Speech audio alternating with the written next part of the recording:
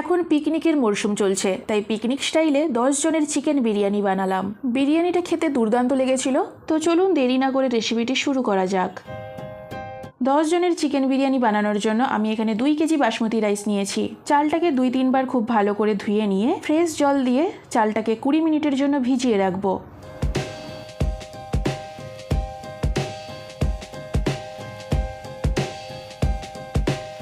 আড়াই KG chicken নিয়ে আসা হয়েছিল। চিকেনটাকে একটা পাত্রে ঢেলে নিলাম।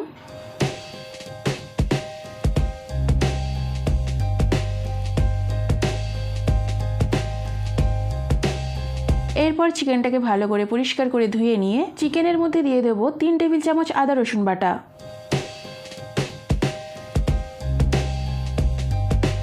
দিয়ে দেব স্বাদ মতো নুন, 2 চা চামচ কাশ্মীরি লঙ্কার গুঁড়ো,